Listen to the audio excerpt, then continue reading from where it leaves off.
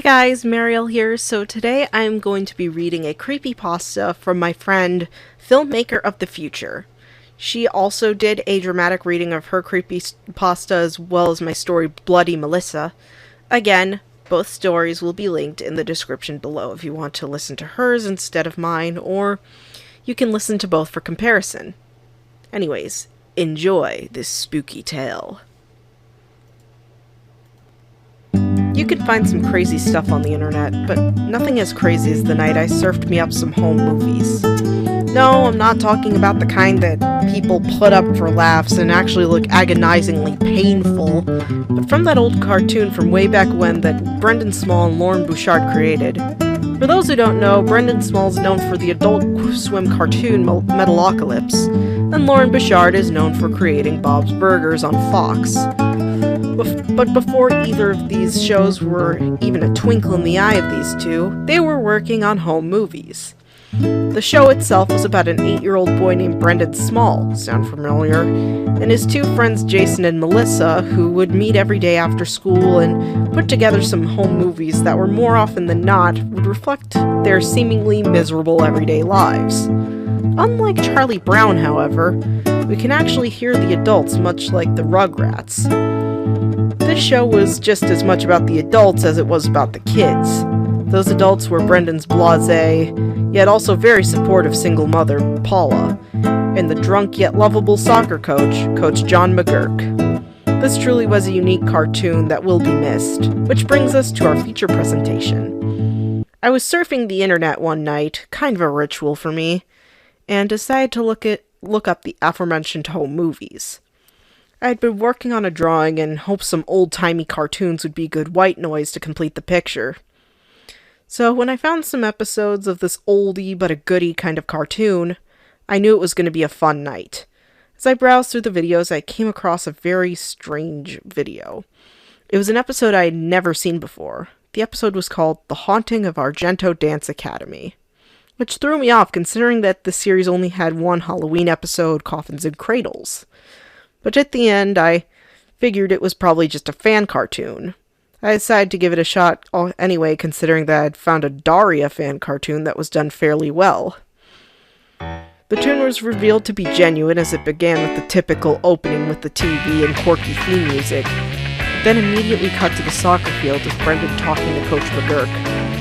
The former was discussing how he had made a weekend plan to shoot a Blair Witch-style film at the abandoned Argento Dance Academy downtown. McGurk then jokingly tells him that he should go there because Madame Crowley might take him away.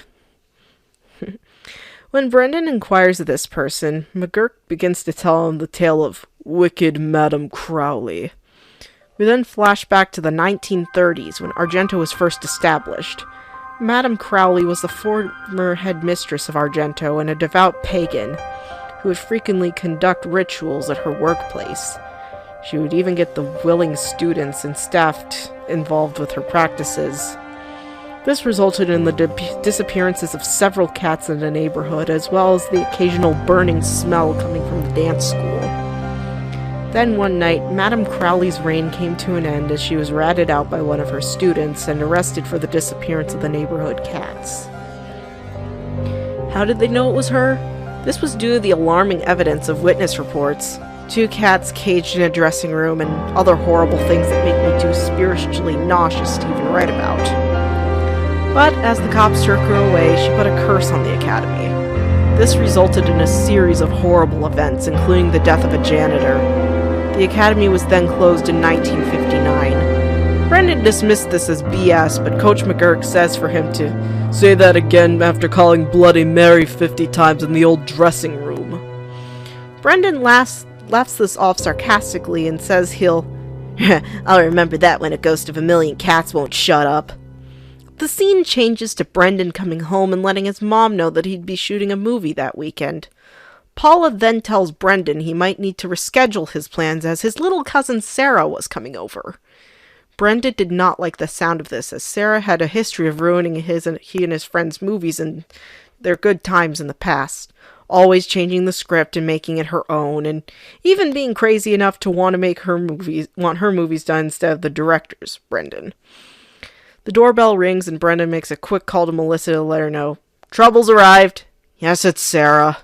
The screen fades to black and the scene changes to the basement studio where Jason, Brendan, and the recently added Sarah are discussing movie plans with Brendan. Sarah looks obviously younger than the main three, probably about 6, and was voiced by Sarah Silverman. She's enthusiastic about the project and suggests something scary as Halloween was coming up. Brendan tells her to wait in the living room as they were planning a quote-unquote surprise for her.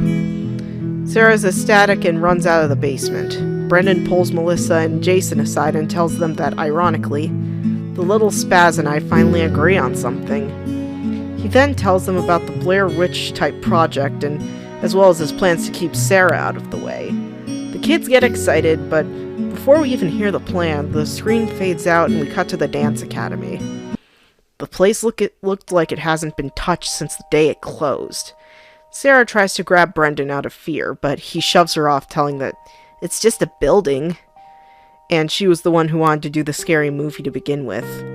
The kids go inside and explore the ramshackle academy before they find one of the performance rooms. Sarah, being a kid, immediately starts dancing and trying to get her comrades' attention.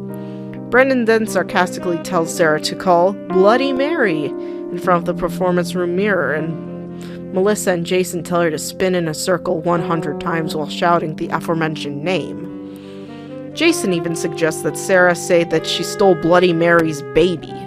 Since Sarah obviously didn't understand sarcasm, she starts to immediately do just that, while the main three exit the room while hiding their obvious laughter.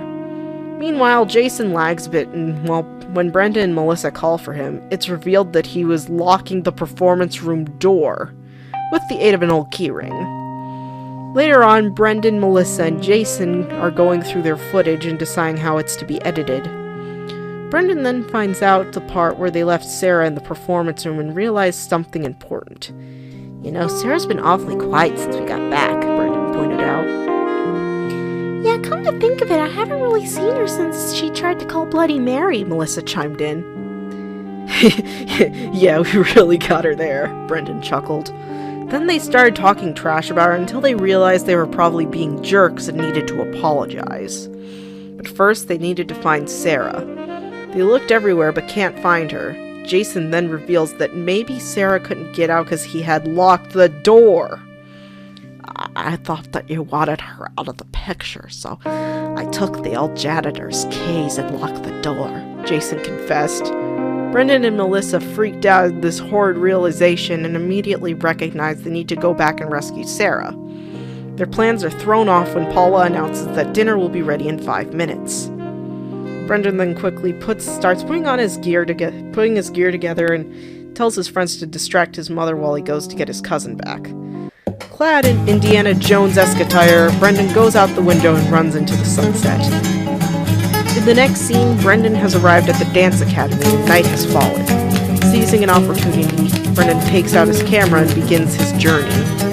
As he searches through the academy, everything is much different from what it was that afternoon. Due to limited light sources, there were now more shadows, and some of the sounds couldn't be linked to anything ordinary.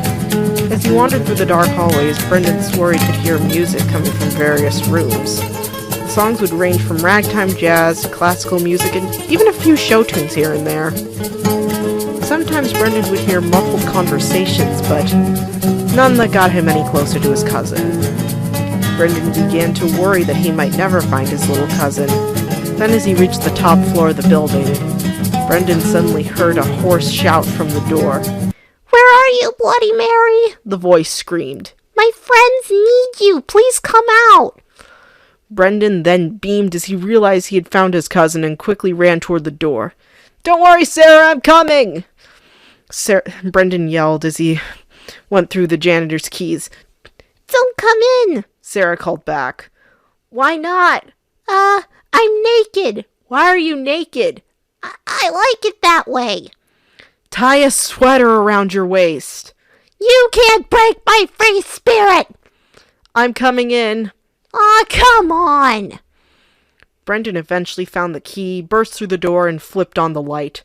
only to discover the performance room smelling like puke and the doorway having been painted with it. Then right in front of it all was a completely not naked Sarah looking like she had been through a Freddy Krueger nightmare. "What the heck happened, Sarah?" Brendan inquired. I'll tell you what didn't happen. Bloody Mary never showed up. Sarah said apologetically. You'd think she'd come if you had something in common with her. Sarah scratched a huge red blotch on her face as she said this. "Why would that make a difference?" Brendan asked, removing his cousin's grating hand from her face. I thought if we had something in common, she'd want to be friends and come over, Sarah said, tearing up. Brendan then revealed that the whole Bloody Mary thing was a hoax to get rid of her, and he was terribly sorry. But Sarah still refused to go back. Brendan reminded her that Bloody Mary wasn't coming, but Sarah still insisted on staying. After much bickering, Brendan finally decided to ask his cousin why staying in a puke-filled room was any better than going back to a comfortable home where everyone loves you. Because nobody loves me, Brendan! Sarah shouted. Brendan is shocked by her answer. Nobody thinks I can do anything. Not at home, not at school, not even you. Yeah, I knew Bloody Mary was a joke, but I didn't want to believe it. I figured if I could do at least one thing right, you'd believe in me. Maybe even let me direct some of my own movies. But now I know I'm better off dying in an old building. Sarah then began scratching at her wound again, but Brendan knocked her hand away. "You're being ridiculous, Sarah," Brendan told her. You're just saying that because you're afraid of getting in trouble, Sarah said. "No, Sarah," Brendan retorted. "I really do care about you. Would I come in a fedora if I didn't? I mean, look, you don't have to entertain people to get friends. Then they're just an audience." But isn't that how you got your friends? Sarah questioned. Brendan paused at this query and thought a minute. Was that really how he became friends with Jason and Melissa? In the end, Brendan answered with, "My friends love me because I care about them. If you show interest in other people's lives instead of just entertaining them all the time, then maybe they'd want to talk to you." But my life is so boring, she said, frustrated. "No, it's not. No boring person would want to put themselves through this. Since you cared so much about my needs, I now have more stuff for my movie." Sarah then cheered up and offered to try to call Bloody Mary again, since the time of day would probably make it even scarier. Brendan gave in, threw the girl a flashlight, and started rolling. Sarah then shut off the light and began doing the ritual one final time. But as she was spinning around and ranting about a stolen baby, a horrible shadow began to creep up behind her. Looked like a person, and not just any person, but Madame Crowley from the flashback. Brendan caught this on camera and lunged toward his cousin. "What are you doing?" Sarah asked, confused. "Getting out of here," Brendan yelled in response as he threw his little cousin over his shoulder and raced out of the room. As he continued to run, Sarah kept the camera focused on the creeper who was chasing them and yelling, "Blasphemy! Blasphemy! You will pay for your blasphemy! Turning sacred ground into a playhouse! Blasphemy!" Brendan kept running until he burst through the door and didn't stop. Until he ran in front of a car. The car came to a screeching halt, and to reveal Paula Small along with Jason and Melissa. "Are we dead?" Sarah asked Brendan. "No, but Brendan's gonna be if he doesn't tell me what's going on," Paula said in a non-sarcastic tone.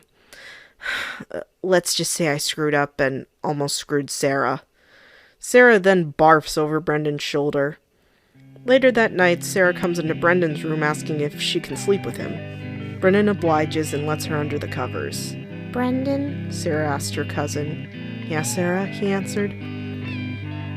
"Who do you think was that chased us?" "Sarah, not only do I not care, but I don't care to see that ever again." "Me neither." Maniacal laughter is then heard as the two cousins squeeze each other tightly. But it turns out to be just something that Paula was watching on TV. After I finished the episode, I checked the info in the comments on YouTube to see where this episode came from. Apparently it was meant to be a season 4 Halloween special that the network found too cheesy. Personally, I think it was just right.